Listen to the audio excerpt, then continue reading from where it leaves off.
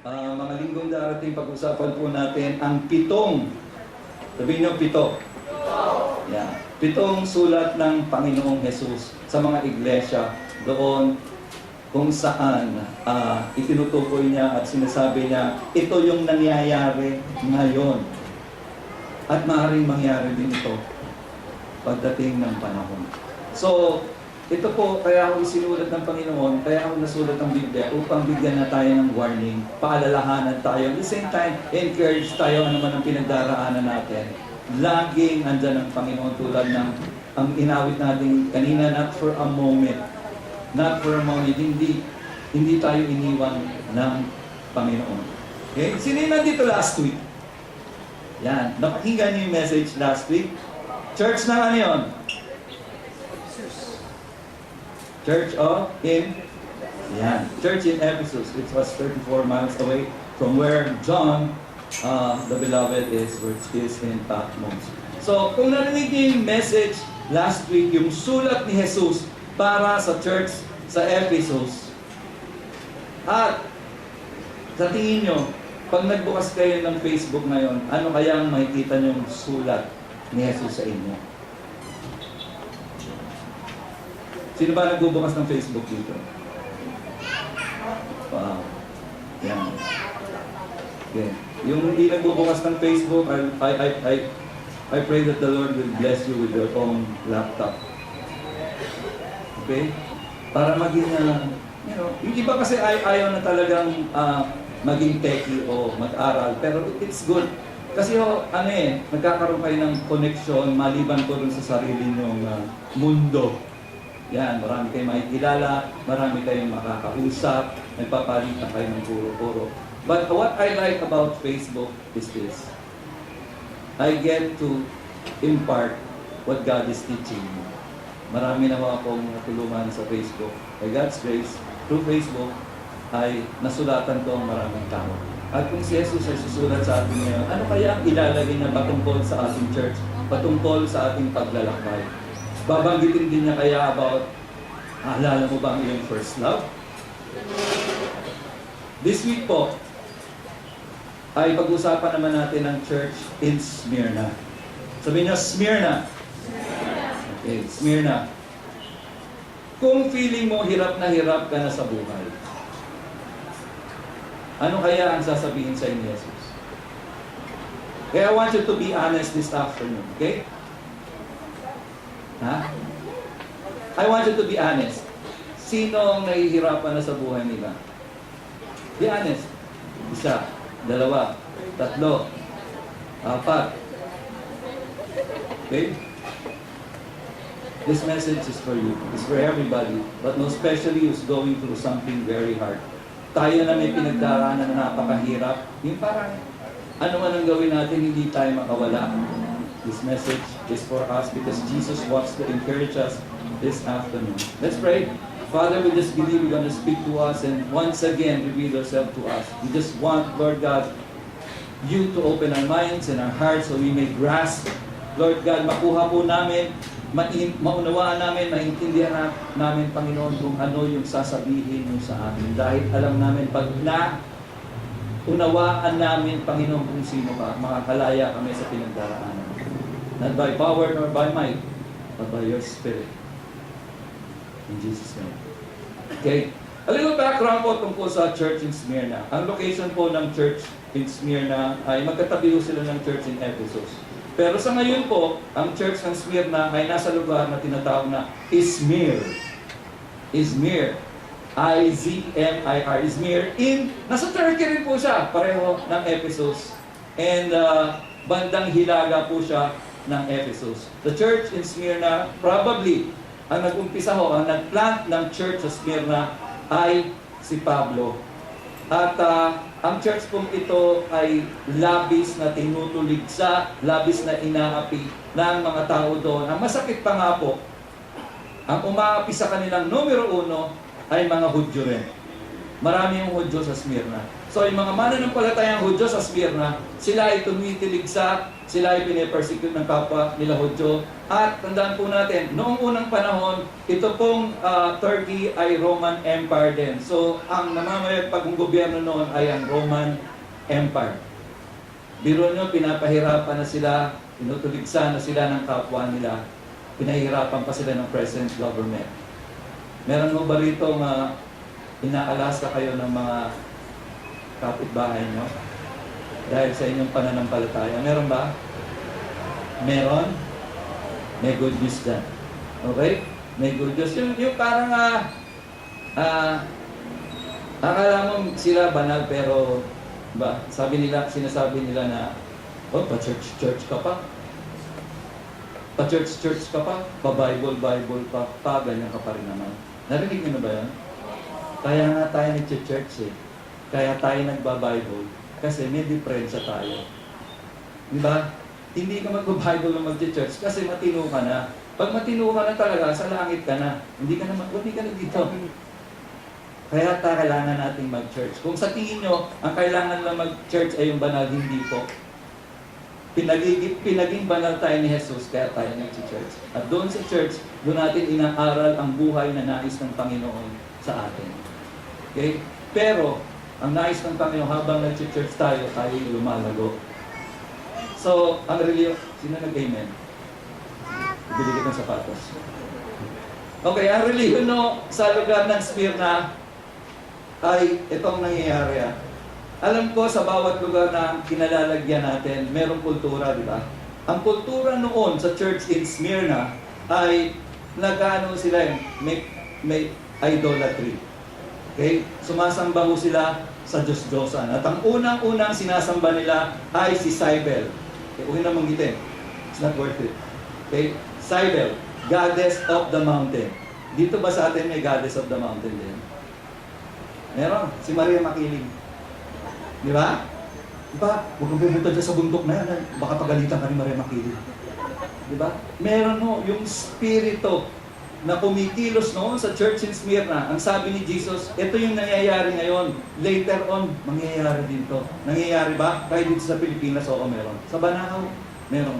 Ito po ay hindi ang Diyos mismo. Ito po ay spirito na gumagamit ng mga kaisipan at mga Diyos-Diyosan upang paniwalaan ng tao na Diyos nga sila. Si Cybele po ay sinasamba ng mga tao noon bilang mga emosyonal.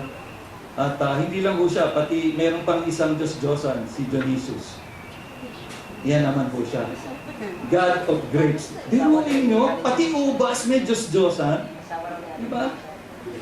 Siya po ay kinilala bilang Diyos ng alak. Okay, sino mga dati umiinom dito? Yan. Buti na lang nawala na sa akin yan. Dati pa lang Diyos-Diyosan ko siya dahil may hilig ako sa alak. Yung mga siraulo, madness. Yan. Okay. At fertility. Halos pareho po sila ni Cybele. Kaya ito po ang relihiyon nila doon. At ito pa, yung matindi. Inintroduce ho ng mga Romano ang pagsamba sa kanilang emperador.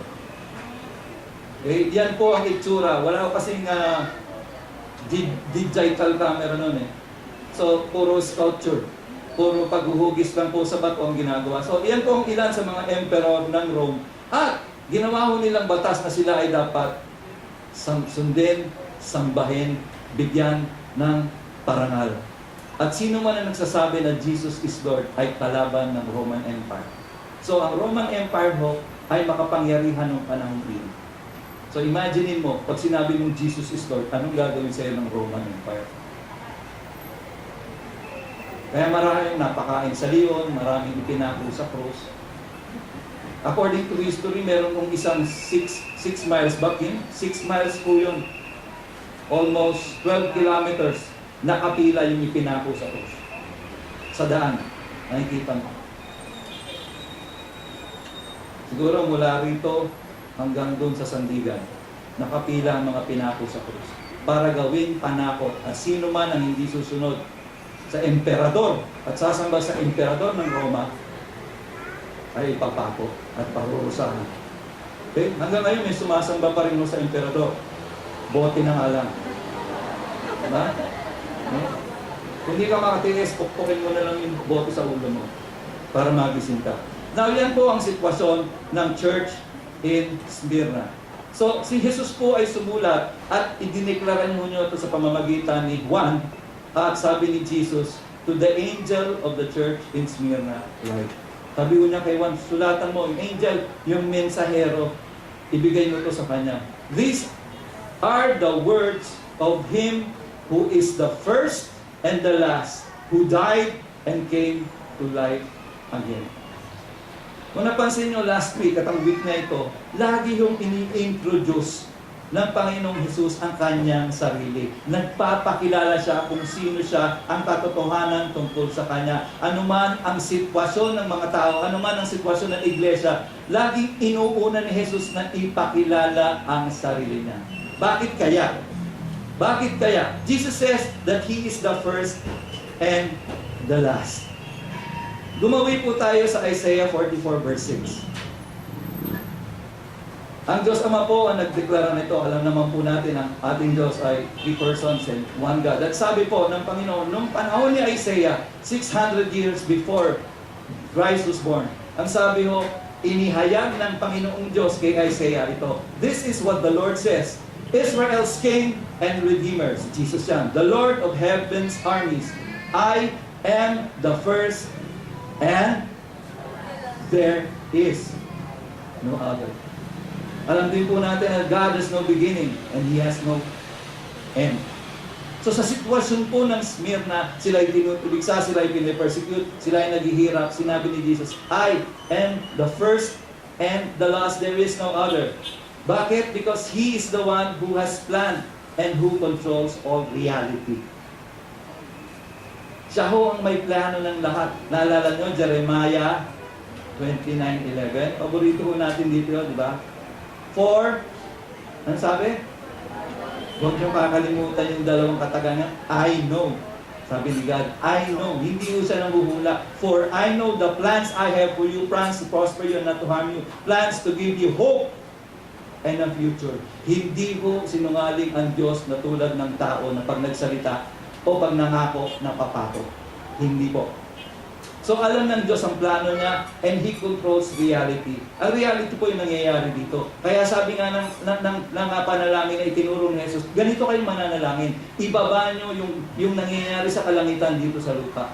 Yung realidad ho, yung nangyayari dito sa lupa. Yung katotohanan galing sa langit. Kaya gusto ng Panginoon ibaba natin noon sa pamamagitan ng ating deklarasyon at pananalangin at pamumuhay dahil upang gumanda at sumagana ang buhay natin dito sa lupa. Because if Jesus is in us, life does get better. Pangalawa, He was there when everything began and He will still be there when everything ends. Magunaw man ang langit at lupa, andyan pa rin ang ating Diyos. Tayo mawawala tayong lahat. Pag namatay ho tayo, ang ating katawan ay babalik sa abo. Okay? Ang ating spirito na hininga ng Panginoon, babalik sa Kanya. Ang ating kaluluwa, depende ho yan kung sinong pinanampalatayanan natin. Kung saan siya pupunta. At ito ang maganda. Meron tayong kasabihan sa ating mga anak ng Diyos. We may not know what the future holds, but we know who holds the future. Hindi man natin alam kung ano ang dala-dala ng bukas, pero alam natin kung sinong may hawak ng bukas. So wag ho natin pagsikapan sa sarili nating lakas na dalhin ang bukas ngayon. Kayang dalhin ni Lord yung bukas ngayon. At maging masaya ho tayo dahil sa piling natin ng Panginoon. He is the first and the last. Hindi lang niya diniklara that He was the first and the last. Sinabi niya, He was dead and came to life. Siya ho ay namatay at muling nabuhay. Jesus assured the church that He is the same man who was crucified on the cross and came back to life. He is Lord. Okay? Namatay na ako, pero kita mo, buhay ako ulit. Kausap kita, Juan. And the same Jesus that spoke to Juan is speaking to you right now. The reason why you're here, because one time in your life, Jesus spoke to your heart and told you to change, to repent, And God gave you faith. Binigyan kayo ng pananampalataya ng Panginoon upang magbago yung kaisipan nyo, upang magkaroon kayo ng lakas upang sundin siya. Dati tayong mga patay sa ating mga kasalanan, pero dahil sa ginawa ni Jesus at naniwala tayo sa kanyang ginawa, tayo ay buhay ngayon at aaralan pa natin ang buhay natin na darating. Those who are dead to self is alive in Christ and cannot be defeated by death. Siya na namatay sa kanilang mga sarili ay buhay kay Jesucristo. Yung sarili ho, yung lumang tayo, isipin nyo, 5 seconds, isipin nyo, ano kayo dati? Palamura, nanakaw, nasaktan yung asawa nyo, hindi kayo gumagalang sa magulang, hindi kayo gumagalang sa pastor. Okay? Ano pa? Nagnanakaw kayo ng oras, nagnanakaw kayo ng magda-download kayo ng hindi dapat i-download. Hindi naman kasalanan maging sexy. Oh? Hanggang ngayon? Ngayon, siksi ka na lang. So, kung patay na ho tayo doon dahil sa ginawa ng ating Panginoong Jesus, tayo ho ay buhay na buhay kay Jesucristo. Alam niyo, napalakas ang loob ko. Minsan kasi, naalala niyo yung, sino nakapanood dito ng Sinning Daredevil? Alam mo kaya kung makatras ang tao sa pagsubo? Natatakot kasi sila. Takot sila sa maaaring mangyari sa buhay nila. Di ba si Daredevil hindi nakakakita? Malakas lang ang pandinig niya. So sabi nung kaaway niya, how can you kill a man who doesn't have fear? Paano mo papatayin ng isang tao walang takot? Wala nang kinatatakutan kahit kamatayan, hindi natatakot. Ngayon, kung patay na tayo sa ating mga sarili, ano ba ikatatakot natin? Bakit tayo natatakot sumunod kay Jesus? Kung ngayon patay na tayo, hindi ba yung patay kahit sundut-sundutin mo? Hindi na makakal yun eh. Pero na-encourage po ako sa storya ng tatlong kabataan. Ang pangalan niya R2, R1, tsaka Arnold. R1, R2, tsaka Arnold. Sila po ay nasa liblib na buhok, sila po, dahil sa hindi pagsunod, at Misha and Abednego in the Bible, dahil hindi sa pagsunod ng kanilang mga ninuno sa Panginoon, sila ay pinatapon sa Babylonia. At habang nandun sila, hindi po sila sumasamba sa Diyos-Diyosan ng Babylonia. Nahuli sila, tinutyo sila. So nung nalaman ng emperador, o ng hari na hindi sila lumuluhod, hindi sila nagpupuri, hindi sila sumasamba sa Diyos-Diyosan, noong panahon na yun, tinatawag sila at ang ginawa sa kanila, sinintensyan sila itapon sa apoy. Ang sabi nila ay ganito, alam namin na kaya kaming sagipin ng aming Panginoon. Tanong ko sa inyo, alam niyo bang kaya kayong sagipin ng Panginoon? Yes. Naniniwala ba kayo doon? Pero ito yung sabi nila, alam nila, nang sinasamba nilang tunay na Diyos, kaya silang sagipin. Pero ito ang diniklara nila, kahit hindi niya kami sagipin sa sitwasyon namin, siya pa rin ang aming Diyos. Sino minsan dito na nagtampo na kay God? Kasi hindi binigay yung hinihiling niyo. May plano si Lord. He knows His plans for you and me. At itong kalagayan nito na, wala na, ano ba ikatatakot ko?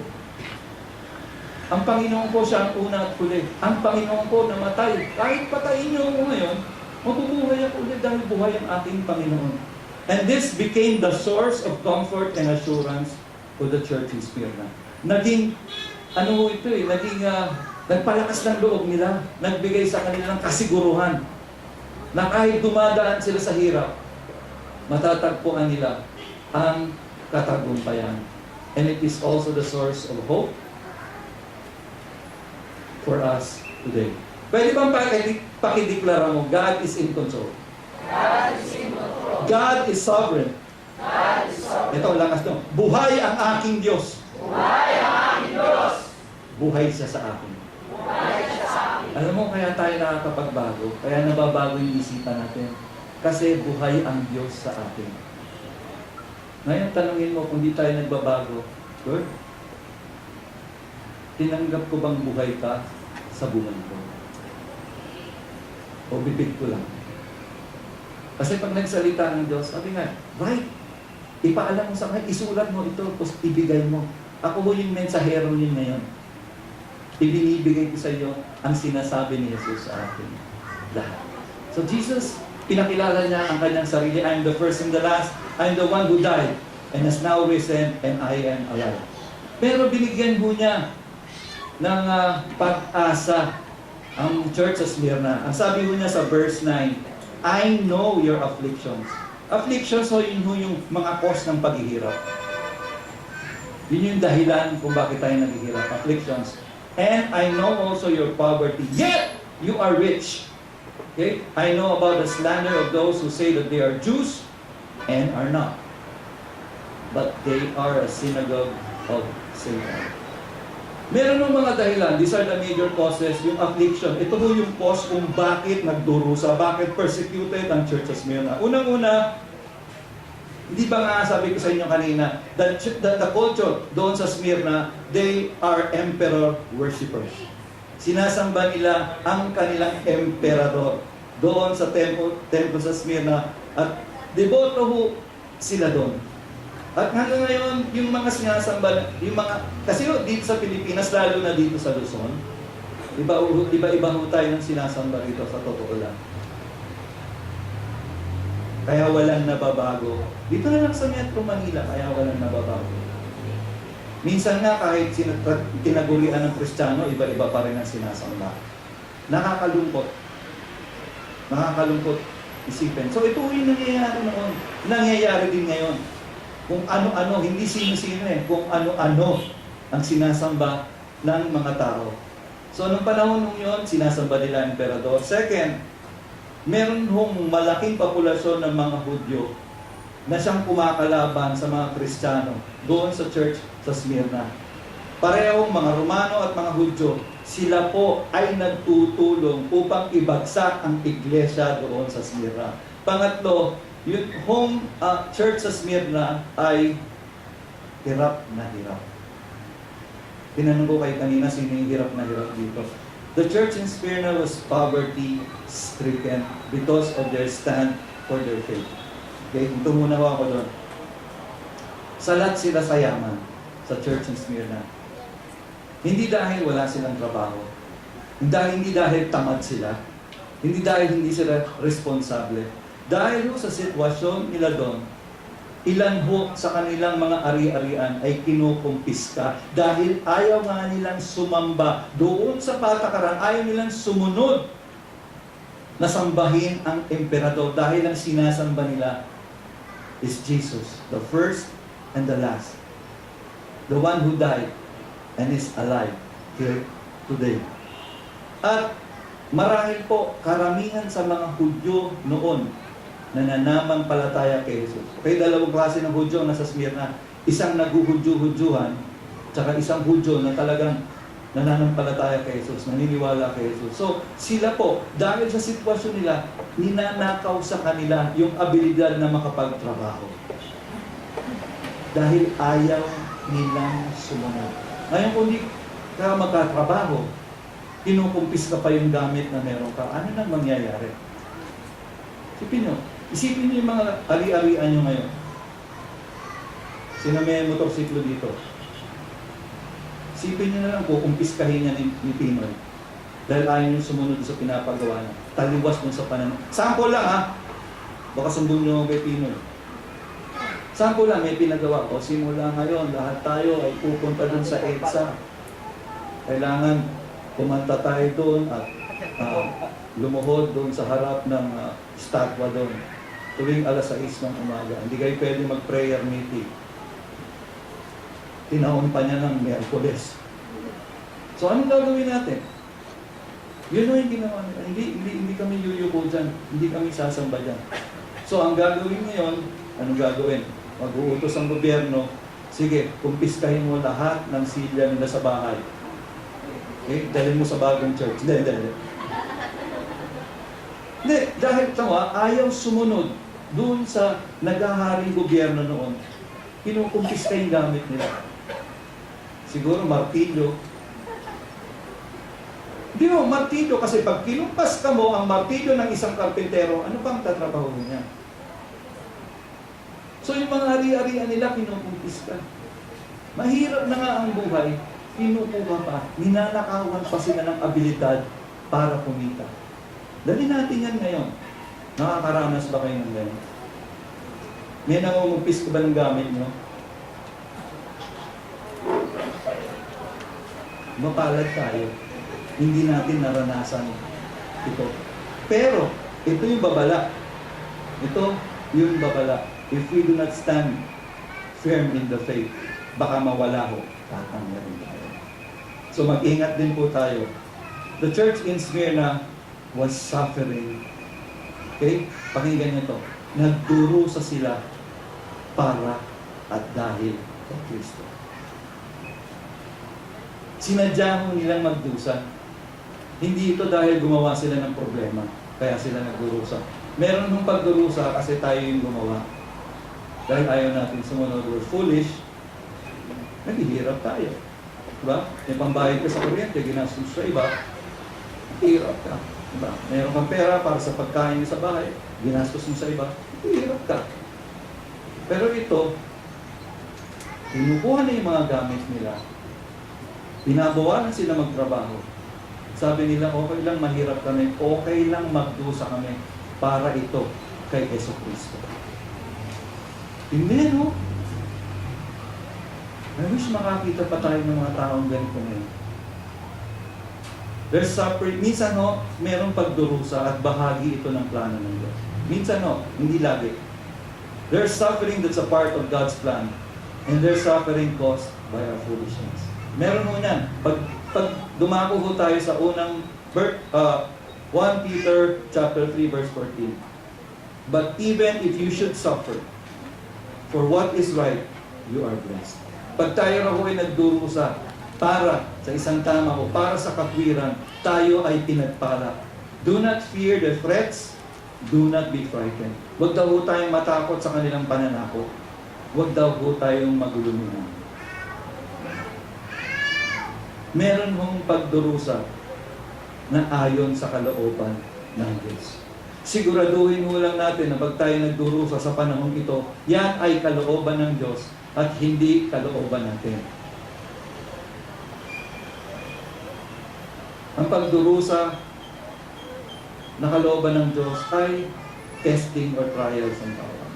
Yung pagdurusa na gawa ng tao ay problema. Dahil ay sumunod. Meron din ng pagdurusa na galing sa kaaway. Nilalagyan niya tayo ng mahihirap na sitwasyon. At yun, pwedeng paalisin.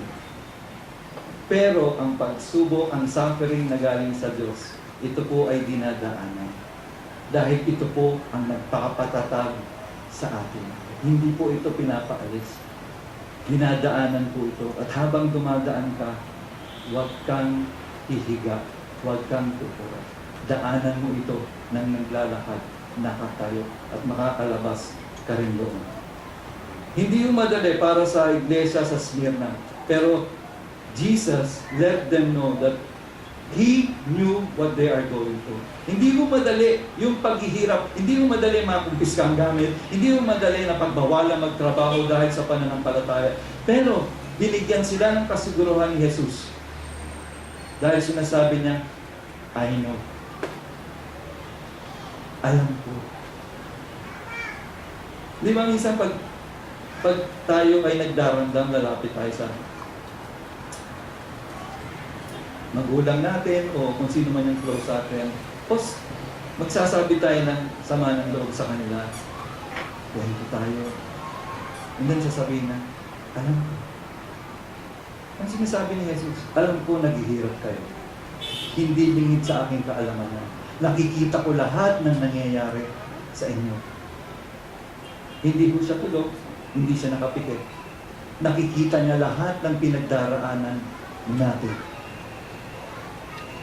Huwag mo kayong mainis. Huwag mo kayong magtatampo kay Jesus. Bagkus, tuwing dumaraan tayo sa pagsubok, sabihin natin, alam ito ni Jesus. I want you to close your eyes. Kanina may mga nagtaas ho ng kamay sa inyo. At sabi nyo, nahihirapan kayo sa pinagdaraanan. I want you to close your eyes. Isipin nyo, ano yung pinagdaraanan nyo mahirap? Ano ba ito?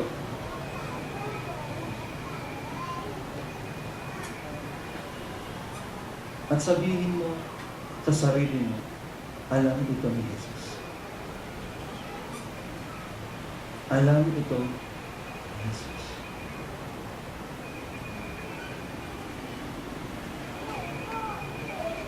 Jesus is so concerned about the people of Smyrna, and He is concerned about us even today. Ano man po ang ating kinahaharapan sa mga panahong iyon, alam po lahat ito ni Jesus at siya ay concerned sa atin. Hindi ko dahil hindi tayo tinutugon ng Panginoon, walang pakialam ang Panginoon. Alam nyo, minsan pag nahihirapan ako sa sitwasyon ko sa buhay, ito yung iniisip ko. Grabing magtiwala sa akin ng Panginoon.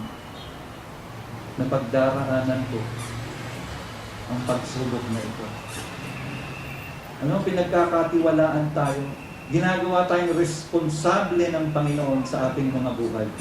Na kahit anong dumaan, kung tayo ay hahawak sa Kanya, alalahanin natin, He is the first and the last. Walang lingid sa Kanya. And He is the one who died and He's alive today.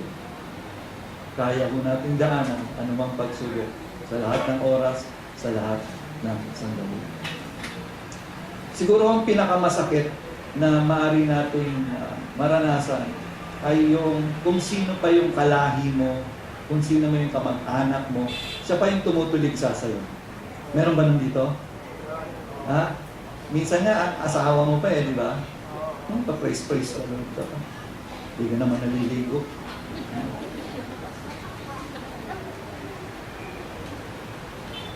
Pa-church ka na. Tapos hindi ka naman nakapagluto pagdating mo dito sa bahay. Ano mga ganon? Simple lang pero masakit Yun yung kinasasama ng loob ng church in Smyrna. Yung mga Hudyo na nanampalataya, naniniwala kay Jesus na siya ang Mesiyas. Yung ibang Hudyo na nag-Hudyo-Hudyohan, diba ang sabi rito, Jews, they say that they're Jews but they are not. Sila po yung tumutuligsa.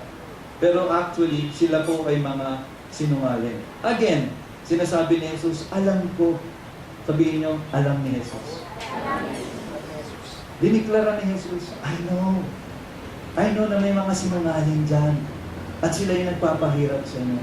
Alam ko rin kung sino ang sumusunod sa akin at kung sino yung peke. Alam ni Lord kung sino yung tunay na sumusunod sa Kanya. Alam niya rin kung sino yung peke. Alam niya kung sino yung nagki-Kristyanan na. Ang mga Hudyo kasi ay lupang hinirang ng Panginoon. Liping hinirang ng Panginoon. At sabi nga mo sa aklat ng Roma, ang Hudyo ay hindi lamang sa panlabas na anyo na pag tinuli ka sa ikawalong araw pagkatapos mo ipanganak, ikaw ay Hudyo. Hindi dahil ikaw ay nagsisinremonya ayon sa kultura at tradisyon ng Hudyo, ikaw ay Hudyo.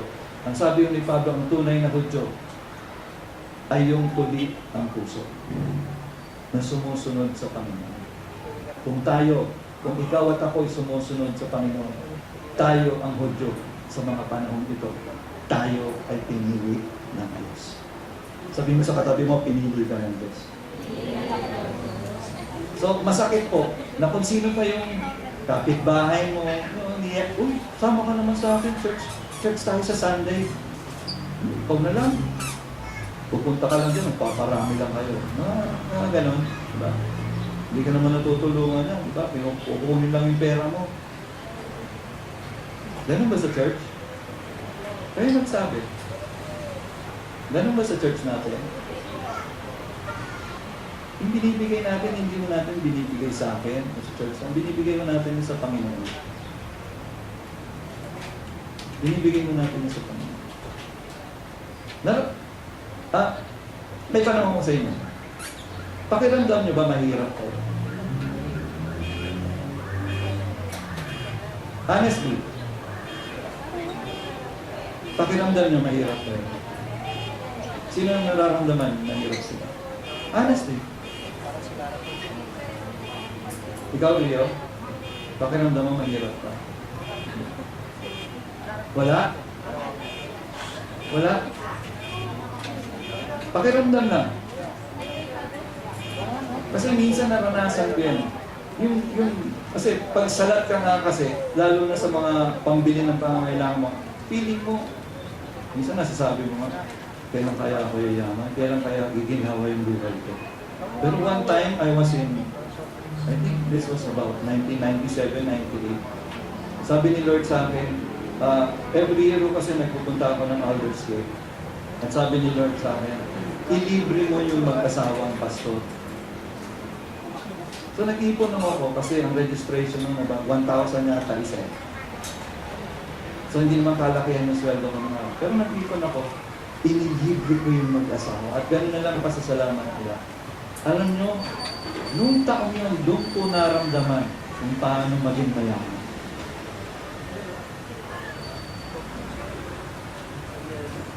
Hindi ganun kalaki ang sweldo ko. Pero dahil sa pinagawa sa akin ng Panginoon, naramdaman ko kung paano manlibre.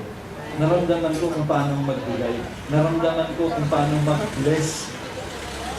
So, ang yaman ho, hindi yan sa kung ano lang ang meron ka. Kasi ho, ang sukatan natin ng yaman, pera lagi, di ba? Hindi ho, sa karyan ng Diyos, bunga lang yan ng tunay na yaman. Ang salapi, pera, alahas, ay bunga ng tunay na yaman. And this is what Jesus considers as rich. Ang sabi mo niya sa verse 10, do not be afraid of what you are about to suffer. Oh, may warning na. Alam nyo, hindi naman gagawa ang Panginoon ng pagsubok sa ating buhay na hindi niya sasabihin sa atin. Do not be afraid of what you are about. Okay? You are about. Ibig sabihin, mangyayari pa lang. Meron pang mangyayari. So, hindi yung kumikilos ang Panginoon na hindi niya hinahayag. So what you're about to suffer, I tell you, the devil will put some of you in prison to test you, and you will suffer persecution for 10 days. Okay?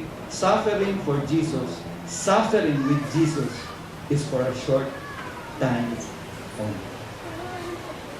Pakisabi sa katabi mo, sandali lang yan. 10 days lang yan. No? 10 days lang eh.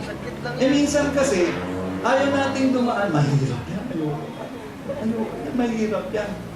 O minsan, inumpisahan natin, nung malapit na yung, parang naglalakad ka sa kanto, nung malapit ka na sa kanto, kakanan ka na eh. Ayoko na, pagod na ako. Dito na lang ako. Pagkanan mo, ando na yung blessing, ando na yung reward. Tumigil ka.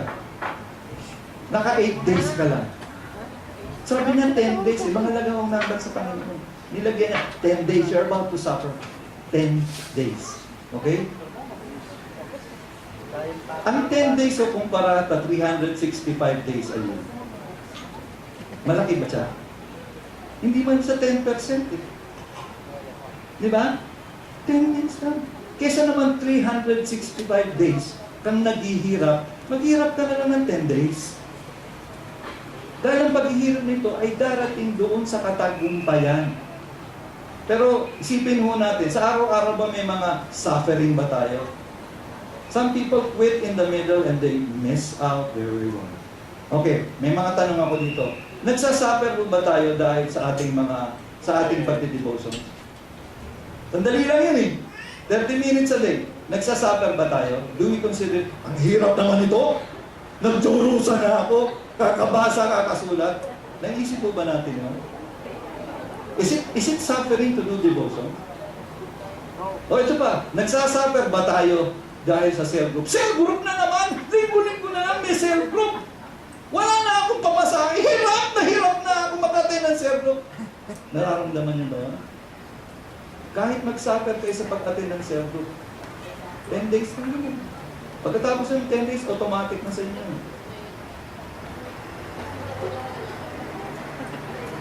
Kahit i-consider natin suffering ang mag-attend. Para sa atin, para sa'yo, para sa akin, suffering ang mag-cell group. Pero sinasabi ni Jesus, 10 days na yan. Kita mo, pagkapos ng 10 days, makikita mo yung kapakinabangan ng pagdurusa mo. Makikita mo yung kapakinabangan ng paghihirap mo. Kaso ayaw mo dumaan, ayaw mo sumunod. Okay, nagsasuffer ka ba pag uma-attend ka ng Sunday service? Talaga bang dusa-dusa ka na dumating sa oras? Oo, gusto kong maliit kasi hindi ako sanay. Ayokong maaga. Nagdurusa ako pag dumarating ako ng maaga. Diba? Parang nasusunod ako sa impyerno ko, diba? Dusan-dusa ka ba? Pag ma-attend ka ng Sunday service? What gives you joy? I don't know, siguro, is this suffering? Mga asawa, nagsasuffer pa kayo mag-submit sa inyong mga asawang lalaki. Ayoko na sa'yo, hirap na ako sumunod. Hindi mo naman ako binibili ng damit, hindi mo ako binibili ng step-in. Magdurusa ba ang sumunod at magpasakop sa asawang lalaki? O mga asawang lalaki, pagdurusa ba ang itama tayo ng ating mga misis? Nako, pag mo tingnan yung asawa mo na, don't look at your husbands. Pero alam mo, time out, nagdi-devotion sa kanina. Sabi ni Sarah kay Abraham, pwede ba palayasin mo na yung si Hagar sa kayong anak mo? Paalisin mo na dito. Kasi hindi ko kakatian yan doon sa pamana mo para sa ating anak.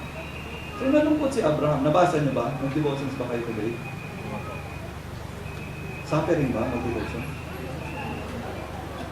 Suffering ba? So, sabi ni Lord kay Abraham, kasi siyempre anak niya rin yan eh. Huwag ka mag-alala, sumunod ka sa iyong misis.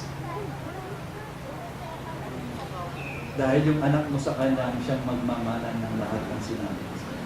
Mister, bago tayo umangal sa ating mga misis, kahit suffering ang sumunod sa kanila, pero it's not. It's wisdom. Kasi dapat walang nakakakilasan sa atin ng lubusan, kundi ang ating misis. Siyang nakakaalam kung paano tayo maligo. No? Alam niya kung kailan bumabaho ang hininga natin. Alam niya kung mabaho ang kilikili natin. Alam niya ang amoy ng utok natin. Alam niya na lahat. Alam niya yung tunog.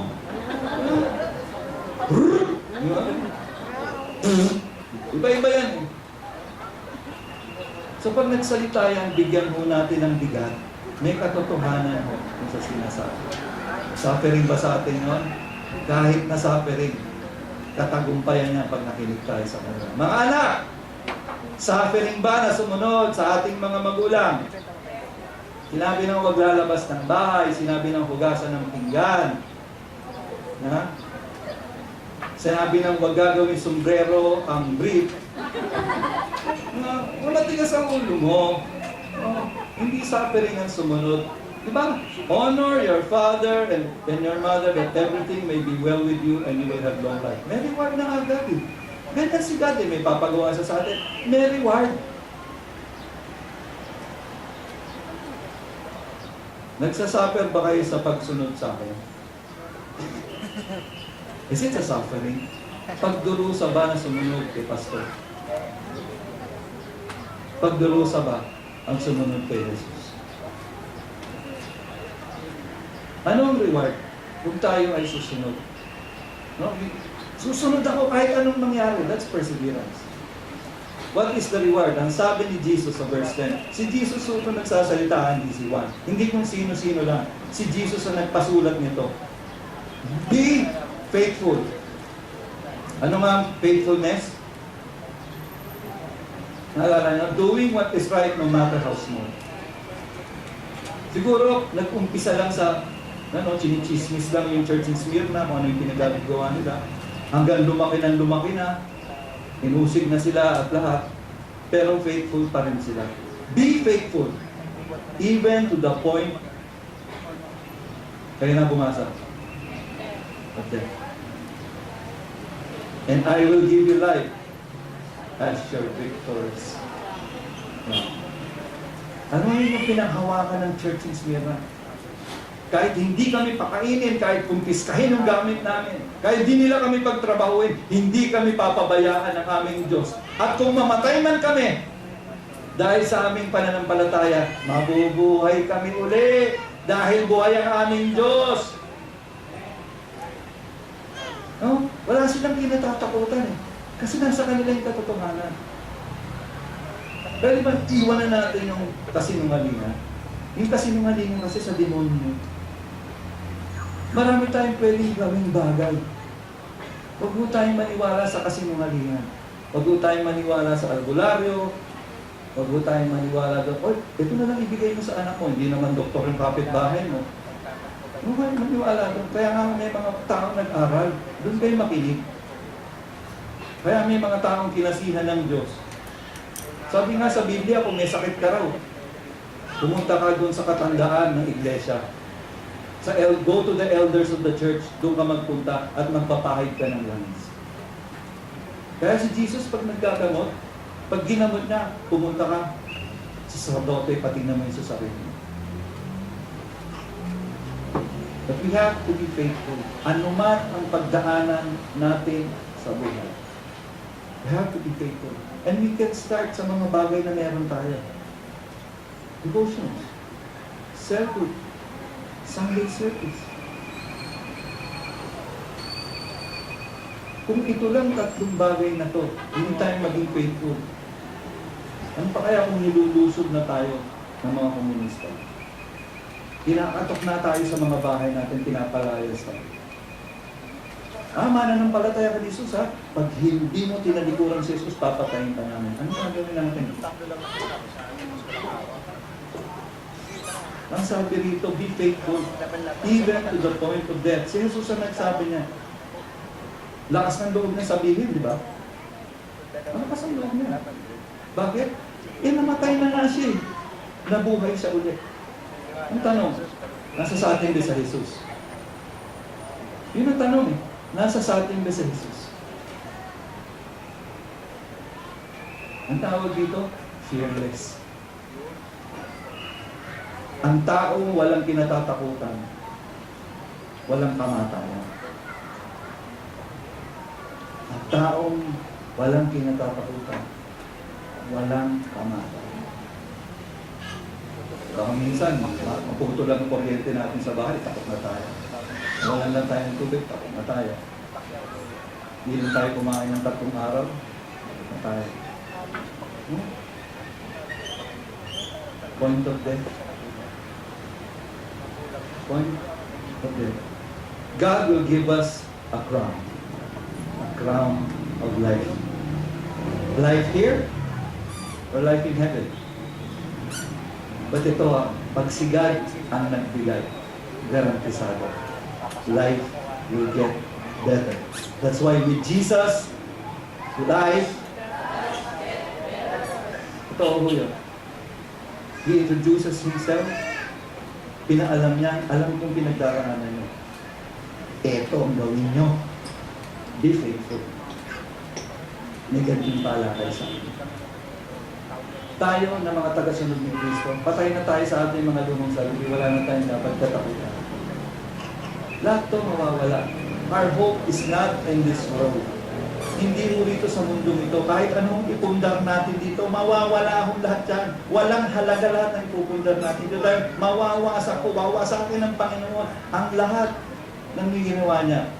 At magtatatag siya ng panibago. Kung tinatag mo, baka sumama ka lang pag ginunawa mo nito. Pero gayon pa man, pinasasagana pa rin ng Panginoon ang ating buhay upang makapamuhay tayo ng maayos. Ito ang challenge ni Jesus sa lahat sa atin. Noon, ito ang challenge niya sa Church of Smyrna. Hanggang ngayon, ito pa rin ang challenge niya sa bawat isa sa atin.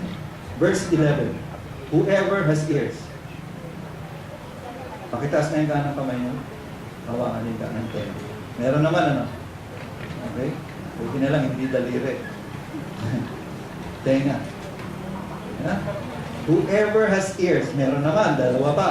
Let them hear what the Spirit says to the churches.